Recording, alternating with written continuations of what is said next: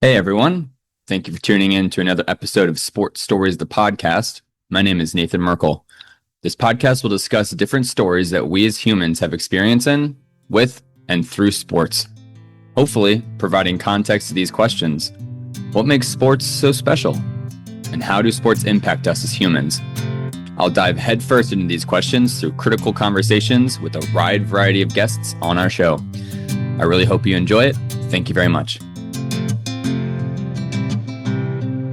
All right. Hello, everyone. Thank you again for joining another episode of Sports Stories, the podcast. My name is Nathan Merkel. I'm very excited for this episode. I'm joined by a Mr. Neil Schwartz, who is the president of SBRnet with over 25 years of marketing and consumer research, specifically focusing on sports and other sort of active categories and lifestyles. So thank you, Mr. Neil. It's wonderful to have you on the show. Thank you very much for inviting me on. I always enjoy talking about my favorite subject. Yeah, absolutely. I'd love to start off this episode just by asking you to sort of describe how you got to where you're at, and then sort of what that looks like, maybe like a day in the life. Yeah, it's kind of an interesting, almost non-linear journey. People didn't necessarily go to college way back when I went to school to major in sports management. There was no sports management. I mean, it was just and all that. I've always been interested in sports. I've always been a sports fan. But about 30 years ago, I actually got a bug. I was working for Comcast, and I really got a bug for research. And I started to understand the value not just of research, but data and information, and to realize how important data and information are really to the marketing process, whether it's strategy, communications, whatever it is. I really began to really appreciate, understand, and really enjoy it. And 30 years ago, I actually went to work for a marketing research company and just, developed different types of research programs, methodologies, different types of studies. But during that time, it really gave me an opportunity to understand the importance of research. I would say, classically marketing trained. I came out of school. I went to Syracuse. I graduated with a marketing and degree in communications. I went to work for Comcast. At the time, they were much smaller than they are today. I'm from Philadelphia originally. And, again, I just really enjoyed, when I got to work with some data and some information and things like that. I really started to really get into it. About 25 years ago, I had an opportunity to go to work for a company called SportsScan.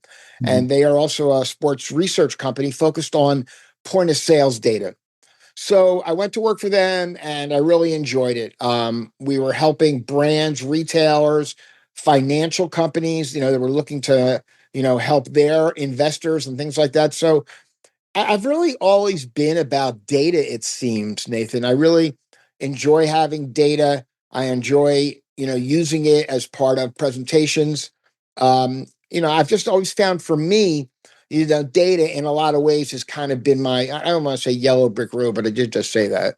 But it's really been my pathway. And, and I think having a pathway like that has been really important for me. And, look, it's good to know what you want to do and what you want to, how you want to approach it. There's a lot to it, a lot more to it than that. But look, and the other thing is I love sports, frankly. And I love all aspects of sports. I particularly love the business of sports. And that's really what SBRnet is all about, stands for Sports Business Research Network. Look, I couldn't tell you the best five guys to put out there in the last minute of the game, to, make sure you preserve your lead, in a basketball game. I couldn't tell you any of that. I mean, that's just not my area of expertise. There's people that do that. It's not me. We're really about focusing on the business side of sports, generating revenue, generating new sponsorships, strategic marketing, better target marketing. People want to sell more tickets, more seats. They want to increase the amount of viewers, increase the number of fans, increase fan engagement. So really things that affect the business side, or in some cases, the money side of sports. And that's really where I've devoted my attention. It's where I find my expertise is better used. And frankly, my company, SBRnet, we are focused on providing data to support the business of sports. Yeah, that's extremely interesting. One thing I that really caught my attention when you said in the past there really wasn't a lot of interest in working in the sport industry when you're growing up or going to school. I'm curious, did you ever feel the need or feel pressured to sort of justify wanting to work in sports or sort of start this sports idea venture? I'm curious if you ever sort of felt pressure or did you ever have to feel like you had to justify anything? Well, my mom and dad always knew I love sports. In fact, when I went to school, I actually thought I might become like a sports broadcaster or something Mm, like that. In fact, I dabbled a little bit when I was in school. I found out I really didn't, that wasn't really my area. mm, But I enjoyed it, and I enjoy talking about sports, and I enjoy, all of the aspects and all the things that go with it. mm, But, um, people in my generation, tended to be a little bit more realistic about career growth. I mean, and career opportunities. Again, nobody came out of school when I came out of school and says, "Hey, I want to be the assistant general manager of the New York Mets" or something along those lines. Those things just didn't happen. right, So, I think this whole business of sports management, sports marketing, and obviously the business of sports has really something that's evolved. I want to say probably in the last 10 to 12 years. I mm, mean, right now, my company's focused on the data side, and there's around 550 colleges and universities around the United States that actually offer some type of sports management degree mm, or certificate program, whether it's in marketing, sports management, sports data analytics, you name it. So, really it's become a thing. I mean, look, the sports business is growing just in at it by incredible numbers. mm. In terms of availability of jobs, in terms of availability of teams, new leagues springing up all the time, women's sports. 10 years ago, the WNBA, people kind of chuckled a little bit when you talked about it. Nobody's chuckling anymore, Nathan, Yeah. because the WNBA has become a force among team sports. And, if you're a brand, you're a marketer, you're somebody who's looking to be able to capitalize and grow your female customer base, women's sports is a great place to do it. And we can talk about that, as the show goes on. But, there's a number of things that we've done to kind of focus on that. And, again, it's, I the funny thing is, if my parents were looking down on me or wherever they're at right now and saying, they'd be like, this is a job. Yeah. Neil's making a living doing this. Yeah, Neil's making a great living doing this. Mm. And not only that, he wakes up every morning happy and loving what he's doing. So I'm not seeing the downside, Nathan. Yeah, I'm just yeah. not. I really agree with you. What's really interesting is being a PhD student in sport management right now. I'm at the University of Illinois in the Rec Sport and Tourism department, where we've got recreation, sport, and tourism sort of combined into one degree. And this right now, this sort of month, this last month, and this upcoming month is a wave of jobs that we see in academia at universities. And I probably couldn't tell you how many emails I've gotten off of a list serve saying how many Mhm, jobs are opening in mhm. sport management. Excuse me, and it just goes to show how, like you said, how rapid the business is growing. And I think people are actually starting to realize, wow, sports is growing, sports is cool, it's fun, the business is exponentially growing at a rapid rate. Right. And that's what really motivates me, Nathan, to be Yeah, honest with you, that it's fun. I mean, look what we're talking about here. We're talking about sports. yeah, Are we talking about oil and gold futures? No. Are we talking about, health and wellness and fitness? Well, a little bit. But, we're not talking, are we curing cancer? Far from it. But we're talking about fun. We're talking about fun for us, those that work in it, but we're also talking about fun for people who watch it, people sitting in the stands, people who, are sitting at home on their couch watching it right now. I mean, we're talking about fun. And what can go wrong if you're talking about fun? I'm not, again, not seeing the downside here. yeah. I totally agree with you. I was just perusing through LinkedIn about an hour or so ago, and I saw this graphic that was pulled up by a individual working in the ticketing and sponsorship industry for the ticket Sure, prices of the upcoming sure. World Cup. And it shows the final ticket of a category one ticket. I'm not too sure of the specifics on category one, but it says the finals. It starts off at around $6,000. That's insane. So like that goes to show how much money is is in sports. The World Cup final is $6,000 for one ticket. Yeah. Sort of crazy. It's interesting. I'm actually working with a fairly well-known professor in the sports marketing field, and he has written about the MLS. And one of the things that he's asked me to help him with in his latest version of his book is what sort of effect or what sort of impact do I feel that the upcoming World Cup will have on soccer here in America. I mean, so you're looking at MLS, but when I look at something like that, I try to take a little bit more of a holistic approach. What I've done is I've isolated 5 KPIs or 4 KPIs that I think are worth, talking about. And then, we looked at, I went and looked at what happened in 2022 or post 2022 after the last World Cup, which, by the way, was unique because 1, it was delayed because of COVID. And number 2, it was after COVID, which, again, proved, troublesome and troubling, in a lot of different ways. COVID was, the ultimate black swan event. And affected sport in every way possible. In fact, my company that does an annual study of sports fans, one of the aspects we measure is attendance. Well, in 2020, we didn't even ask people if they attended sporting events live because you know what? Nobody was. No. So, we just understood that this is just a facet of the industry that's just, I hate to say it, it's like it just went away for a year, which is weird, by the way, because attendance does make up a very key part of the sports fandom kind of equation. You look at fandom, I like to look at, going to games live, how often, how many. I like to look at traditional TV viewing. That would be like cable, satellite. And then I like to look at streaming. And, we like to look at, how many games people watch and how many they stream. And, there's all different types of levels of fandom. But charging $6,000 for MLS finals, I think is going to be wild. Look, Nathan, unfortunately, a lot of big time sports have become very corporate. Don't know if you've ever been to a Super Bowl. Been lucky enough I've been to 6 over the years. I haven't been to anything in the last, let's say, 10 years, 12 years. But I mean, it's not for guys like you and me. It's just not for the average guy to go to the Super Bowl anymore. It's about corporations. It's about, corporate entertainment. It's about corporate, it's about, the events, the parties, the schmoozing and all that kind of thing that goes along with that. And, the World Cup is going to be no different, by the way. And the only difference in the World Cup and, let's say, the Super Bowl is there's going to be a lot more people from around the world. Right. Yeah, I totally agree. And I think one of the things I was just speaking about in one of my classes in event management is like future trends in stadiums. We're starting to see how arenas and stadium managers are actually implementing larger scale premiumization and luxury seats. And they're starting to actually rip out rows of seats to put in like a swimming pool or put in like a lazy boy with, a little suite. And it's sort of like, what's the purpose? But you're starting to, like you said, you're starting to see this sort of corporation start to penetrate this sports market, which is really interesting.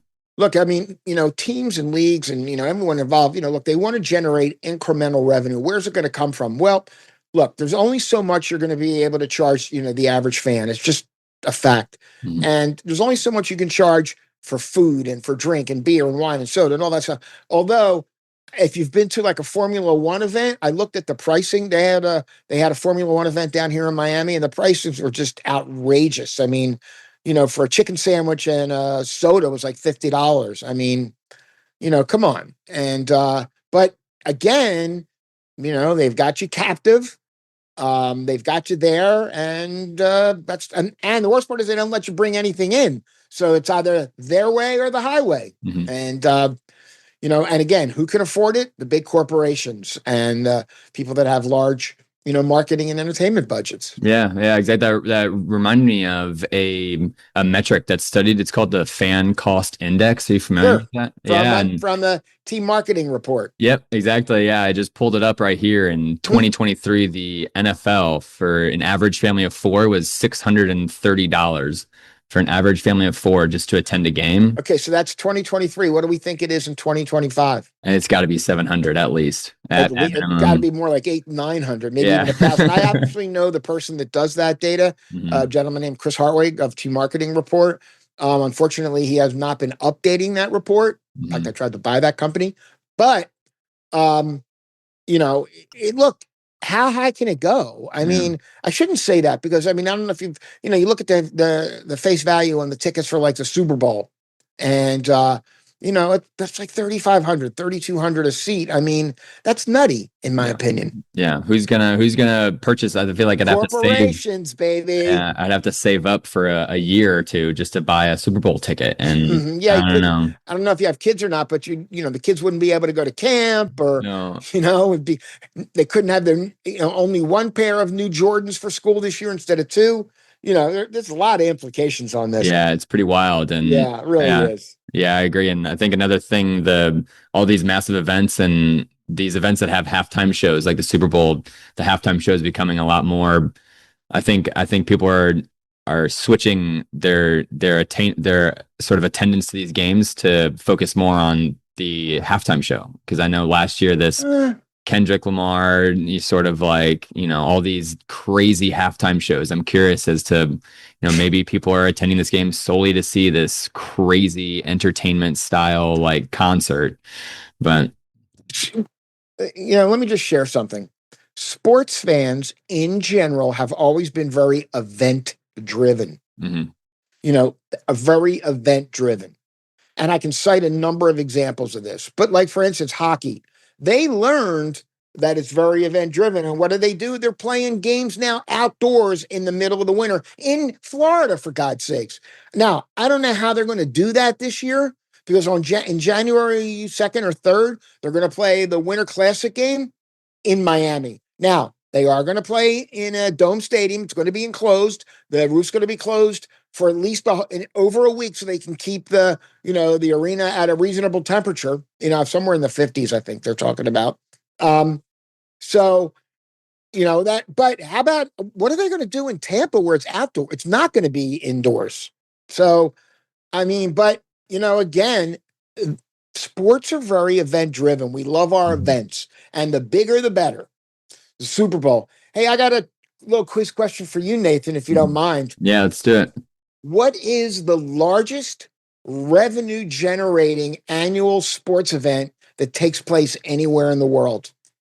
Ooh, that's a great question. And it's an Largest annual event. It's not just a one time thing like the Olympics happens every 4 years, or, things like that, or even World Cup. revenue. I'm starting to think of like something to where people don't have to pay a lot to go. Maybe like a marathon event where like you don't really need a ticket.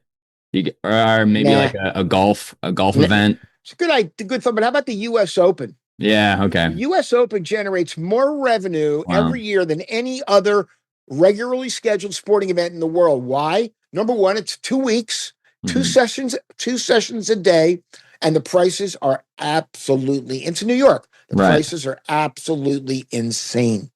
So the USTA just milks it for every dollar they can, and they do Yeah. a good job with it, I might add. Yeah. Yeah. I'm sure. Yeah. I know they do. I watched some of the matches and they do a really good job at it. They And do. They like you're do. saying, maybe the more times these organizations or corporations can host these events, the more sort of revenue they'll see, and maybe they need to start mimicking the structure of the U.S. Open or Well, something like that. Baseball's tried a few. I mean, look, the World Series is tremendous. The baseball playoffs, of course, are big, but baseball doesn't really have that. Aside from the World Series, I mean, the All Star Game, in my opinion, is not a real game. Hmm. I mean, another example, I was watching on Amazon Prime. They've got a documentary called Face Off, which is about the documentary about the NHL season. And of course, I'm a Panther fan. I'm in Florida. I did watch those episodes first, but I just watched. Look, they've created an event. Last year they had the Four Nations Cup. It was huge. It was apparently the most watched hockey event ever. Even bigger than the Olympics. The Miracle on Ice game was that 1980, I think it was. Yeah. I mean, so you know, events drive a lot of these sports, and if you don't have a big event or you don't have the right kind of event, it doesn't necessarily help you. Well, maybe hurt you, but it doesn't help you. Hmm. Yeah, it's really very interesting to think about, and sort of wanted to pivot to a question that I wanted to ask you. while you're working, have been working in the industry for over 25 years, I'm curious, do you have any sort of insights like what's a pro of working in sport analytics and what's maybe something that isn't so glorifying? Well, I think that you have to really understand what, like any other job, you really need to understand what it is that you're trying to accomplish and all that. Personally, Nathan, obviously I'm a numbers guy. My daughter likes to call me the oldest living data nerd. Okay, that might be a little bit of an exaggeration on my daughter's part. Um, but the thing is, though, Nathan, I've always been a guy and who focuses on the process of doing things. And that's the one thing I see, by the way, that students and even, people that are in, key jobs today don't focus on. And I go back all the time. I'm saying, look, you need to take a step back here. Let's focus on the process of what we're trying to accomplish here. And then, we're ready to probably solve the problem. But, process to me is so important. Mhm. Keeping an open mind is so important. Understanding the difference between good data and bad data, so important. Understanding the use of third-party data and not just looking at your own data, so important. So, I mean, there's just so many areas that I think go into the process, that understands, how this works. I mean, look, I've been doing it a long time. Um, I talk to a lot of students, Mhm. in my data. I mean, SBRnet, we have over 250 colleges and universities that subscribe to my annual data, to my sports fandom data. So, these students, I work with many of them in class, and professors and instructors invite me in class, and I talk to them, and I always ask them, look, you know, what do you want to find out here? Yeah. And what's your process in order to get you there? And inevitably somebody will get up and they'll start talking about, well, I want to look at this, I want to look at that. And I want to say to them, I want to look at everything. Mhm. Because you know what? I like to look at, I use this funnel approach when I talk about using data. I'm like, throw it all in this big funnel on the top. What happens to the funnel? It's got a big bell on the top. It's got Right. a little narrow nozzle on the bottom. Big bell, you throw as much as you can, and down, what will trickle down to the bottom is the stuff that you need, the data you need, the valuable data, the good data versus the bad data, the things that'll help you make a decision. And, that's an example of one process that I love to talk about, and it works. It Mhm. really does. Yeah, it's really cool. Can you tell me a little bit more about you said you present in some of these classes. What specifically do you talk a bit about the importance of analytics? What does that look like or what? Well, what I try to get away from is that type of generic conversation. Yeah. I don't find that anybody benefits from that type of generic conversation. When I talk to a professor, remember when you and I, before we decided to do the podcast, I wanted to have a short 15, 20-minute conversation with you. Mhm. And why I do that is because I talk to professors and instructors and faculty all the time. I want to be able to put everything into a specific context because that's really where the rubber meets the road. To just talk about a generic, data presentation, and I'm doing one tomorrow, by the way, for a school, and I talked to the professor and very knowledgeable, very experienced, has been in the, been doing this for a long time, but again, I said, let's try to focus it a little bit more. It's almost like the big funnel, Mhm. we're on the top of the funnel. Let's try to focus on what it is that you really want your students to get out of the session.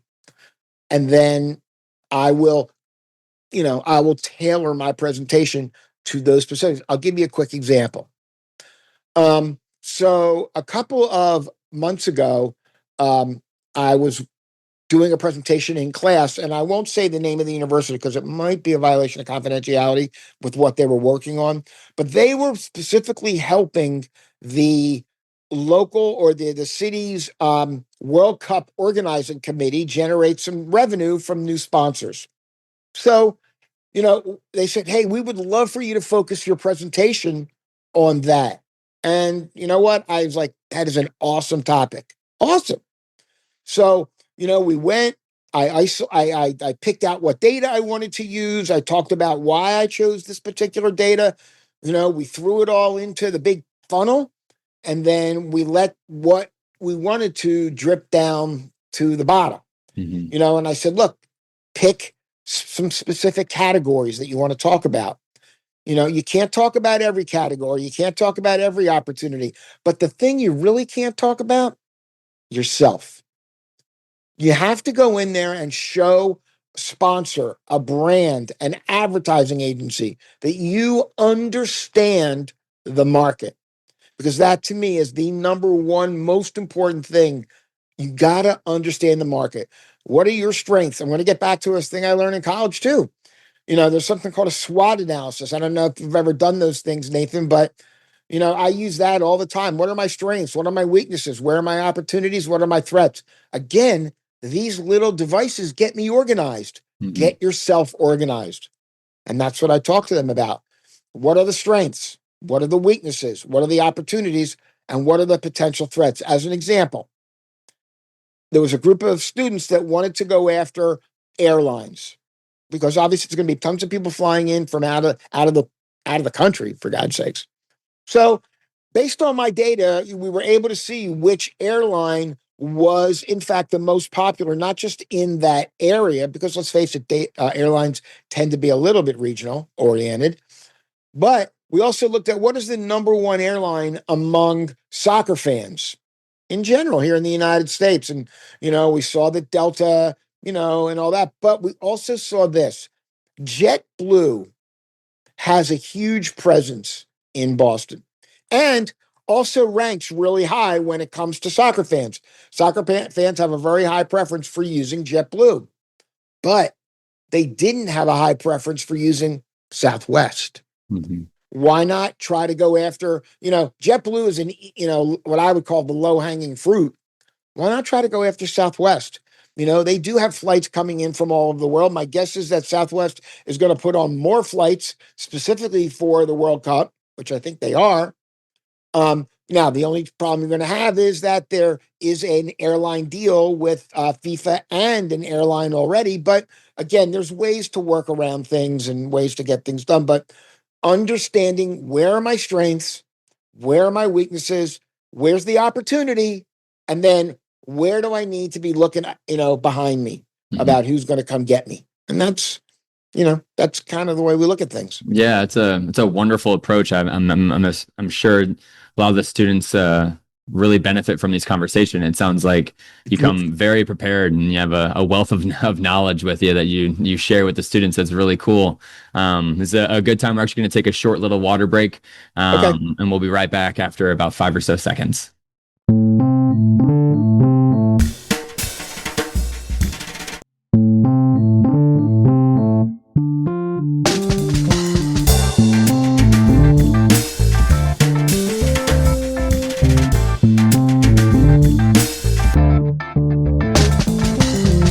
All right, everyone, welcome back to the episode. I hope everyone enjoyed the first half of our episode speaking with Neil Schwartz, president of SBRnet.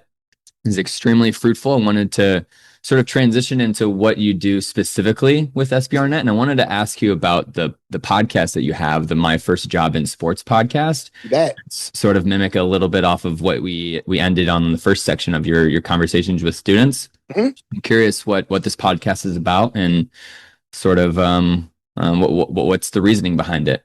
Since you brought it up, I'm going to go right to that. Yeah, exactly. So my first job in sports was really created. I bought SBRnet 5 years ago. Unfortunately, the gentleman that owned it did have a pre-existing heart condition, and unfortunately, during COVID, he passed away. And he's someone that was really well known in the industry as a data provider. He was really well known among the academic community. That is an area, by the way, where I didn't have any previous experience.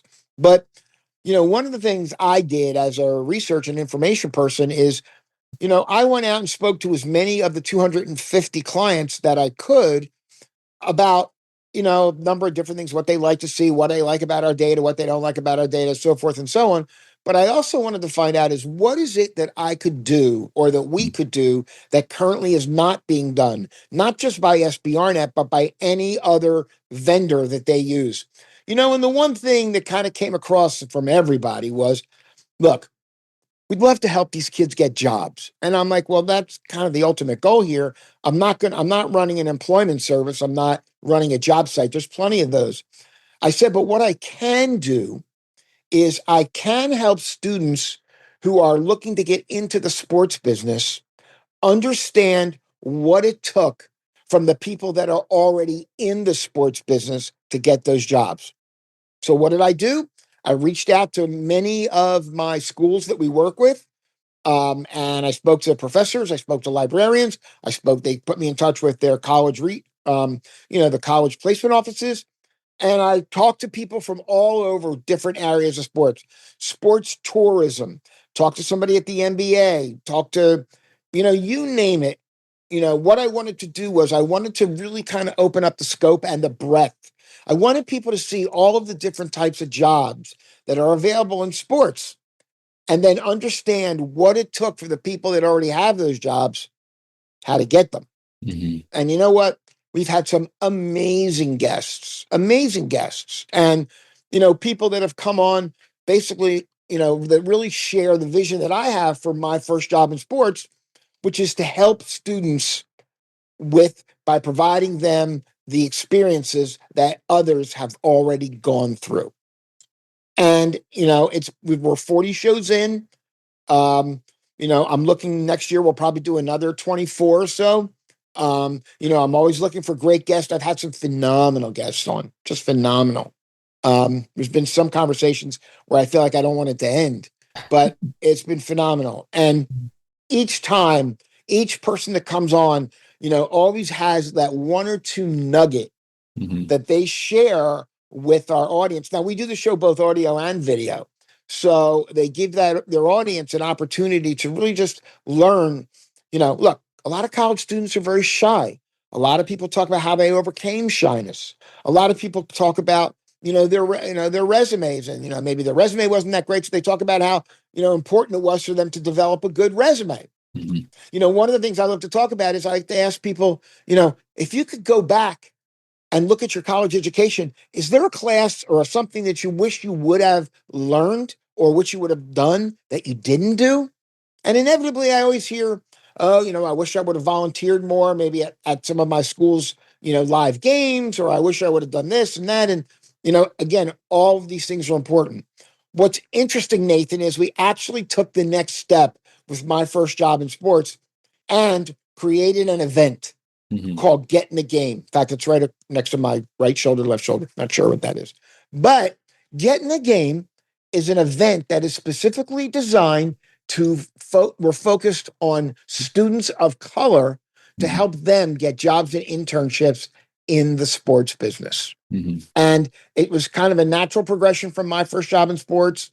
We found over the years, I found in many ways that a lot of the kids of, students of color, students from HBCUs, students from, other schools, in a lot of ways were, just being marginalized. And, look, we live in strange times. I'm not going to get too deep into politics and all that, but, I don't think anybody should be marginalized, frankly. Everybody should be given a fair chance. I do believe we are a meritocracy.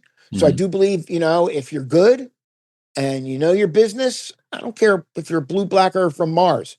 If you can do the job, then I want you to do the job. And I want you to be part of my organization or my, and all that. So that's how that all started. It's funny thing is too, as I talk to more professors and people like that, they said to me, the number one thing that, parents, when they talk to parents, of course, I want my kid to get a job. I want my kid off the payroll, I want, and all that. And you know what? I understand. I wanted my kid off the payroll. When I wrote that last check to my daughter, it was like I got a raise the next day or the next week. So, we want to try to do what we can to help the students that are coming out now be better, do better, experience better. It's all about better. Yeah, I agree. That sounds extremely groundbreaking. That's really cool. It's really cool that you found this sort of inductive sort of research and data from one podcast, and you started to see a theme, and you're like, wow. The other thing that's interesting also is, and I don't know where this happened actually, but I do have a sense of paying it forward. I want to pay. I've made a great living. Okay. There's no question about it. And I want to pay it forward. I want, You know what I mean? I want other people to learn what I've learned, experience what I've experienced, do what I've done. Look, it's not just about going to 6 Super Bowls. It's not just about going to great sporting events. It's not about any of those things. Because that's not, when I talk to you, oh, you're in sports. It must be great. You get to go to all the games. Guess what? I don't go to all the games. Yeah. And guess what? For most of the games I go to, I have to pay just like you do. Right. So, but I want people to be able to experience the same enjoyment and fun that that derived out of the industry. That is what really drives me every day. Yeah, I agree. I really agree. Out of working in sports in the past, I absolutely loved working on the field with close to the players, with other individuals. Yeah. So the only downside, or if it even is a downside, is that I think my mentality or my perspective of sport shifted, because instead of being a fan or like a loyal fan or a supporter of a team, I'm now employee of team, and that becomes different. A job. And it sort of shifts your way of thinking when you attend an event and say you're a stadium ops guy and you go to a different event. Instead of watching the game, you're like, oh, I would have done that differently in my stadium. And you think you're right. And the other side of the coin is that if you're in, let's say, stadium ops or game day operations, sometimes you can't root for your team. You can't, I hate to say, they can't catch you like in the hallway or in the concourse or wherever, watching the game or, doing, that's not what this is all about. You're there. Unfortunately, you're there to serve a purpose. And while you want to watch your team and you hope your team wins or, whatever outcome you're looking for, you've got a job to do. And, that comes first. Right. No question about it. Yeah, I agree. I wanted to transition to another question I had for you. Kind of ask you, why do you think there is this spike in data analytics within sports, and why should, we as maybe fans or we as maybe corporations care about sports stats and data analytics? A number of years ago, I remember talking to somebody, and actually it was Kevin Plank, maybe, who was the CEO. I don't know what his title was, I guess, but he's the founder and of Under Armour. And he always talks about how, and this is 10 years ago, 12 years ago, one day data will be traded like oil and treated like oil. Well, guess what? It is. People will pay incredible amounts of money to get at data. And just look at what's happened in the world of politics or in the world, and where, the data mining that's going on. I mean, companies like Planeteer, right now, who are, have been data mining and helping political candidates, win elections. And, and then look at now, of course, everybody's talking AI. I mean, AI is the flavor of the month. I have a feeling AI is going to be the flavor of the next few years. And it's going to be very important and very interesting to see how AI is used. The one thing that makes me a little bit sad, Nathan, about all the technology and data and everything else is that I've always felt that sports in many ways belongs to the people. And when you take it away from the people, I hate it when I see referees or umpires or those that are in charge of enforcing the rules, somehow think that they're a part of the game. They're not. They're just there to enforce the rules. They are not there. Nobody goes to watch a referee make a pass interference call, at a football game. It just doesn't happen. That's not it. Right. And I'm afraid that what's going to happen is that as as AI as it proliferates a lot more, it becomes more readily available. You know what? Everything's going to become AI driven. They're not, they're going to be able to use 2 referees on a football game instead of the 6 or 8 that they use now. I mean, I think they're talking next year for baseball about, getting rid of the home plate umpire or the home plate umpire not calling balls and strikes. Yeah. They implemented a robo ump in the minor leagues, and I think they also implemented the batter. Like the batter had the power to check or challenge a call through AI and through AI monitoring. I think in the preseason, and something like that. And like I saw all these videos, like almost every pitch, the batter was like challenge, like everything was challenged. And I it's mean, like at that's what point, ridiculous to me. yeah, at what You know, point, you know, look, I think, the one thing about sports I love is that, it's people. People are fallible. People make mistakes. mhm, Look, nobody wants a game to be decided on a blown call. Nobody wants the World Cup decided on a referee who misses a handball in the box, and the team ends up losing. Nobody wants that. That's not what people want. People want, they want it fair. They want it equitable. They want it. But again, people are fallible. We are fallible human beings. We make mistakes. right, Stuff happens. yeah, not, That to me, look, do I like it as a fan? No, no, yeah, you know, yeah, but I understand it. And that's yeah. all that really matters to me is that I I agree, and understand I think what would be really interesting is it's popped in the research side of my brain here is looking at it. well-known umpires like Angel Hernandez, for example, who just Sure. retired, but who are well known of being just the most controversial umps in the game.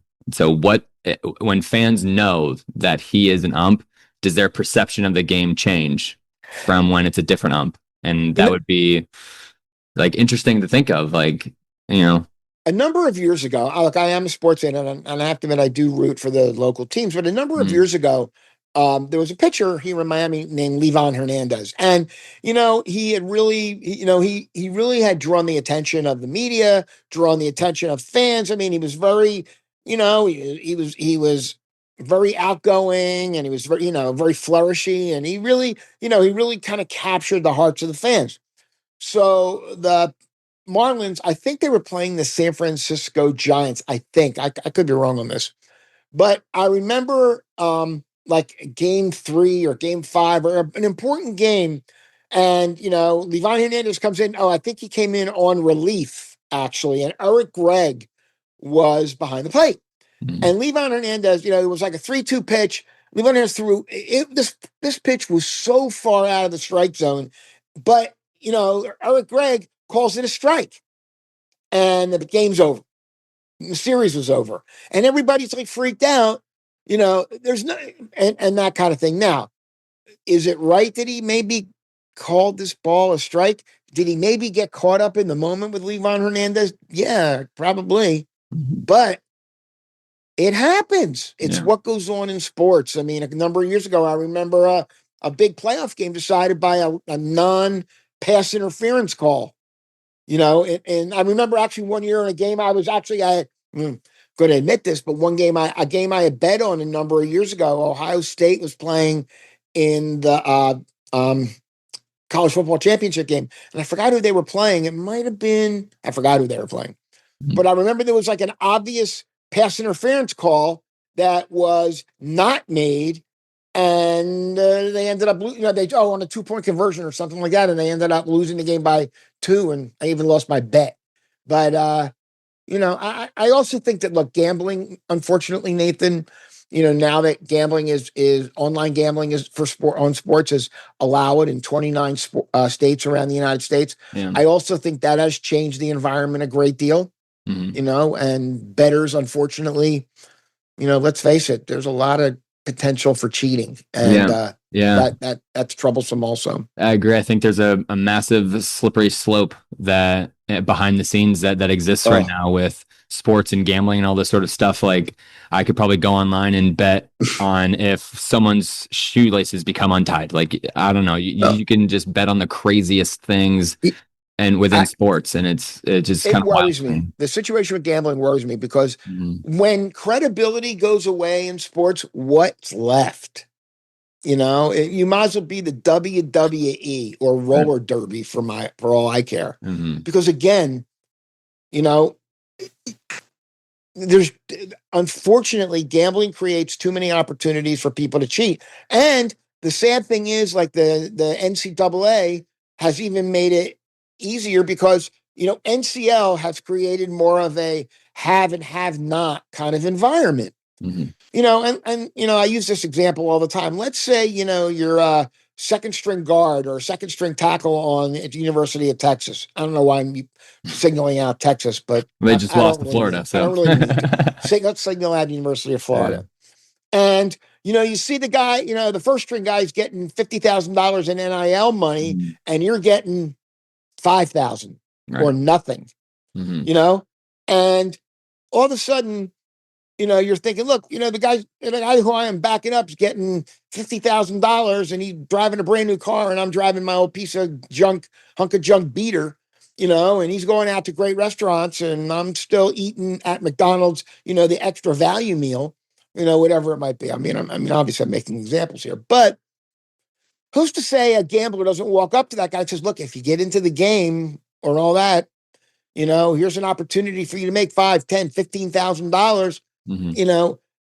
They might think about it. I'm not saying they will do it, but they might think about it. Yeah, I think the temptation is great. extremely high. And I think what's interesting is in the past, I watched a Netflix documentary called, I think it was Bad Sport. Yeah, Bad Sport. And the first episode was of the one of the first well-known, I think it was Minnesota basketball scandals of I watched it. Point shaving. Yeah. I watched it. It was one of those I think what's really weird is I think we've gone to like a horseshoe in a sense where we started out on one end where athletes didn't have money. And so they gambled and thought about it. But then now we're at this point where athletes are getting more, and now they're getting all this money. But since there is so much money being gambled, there's more of an enticement to do more. And so it's like more temptation. There's more all of the everything. temptation.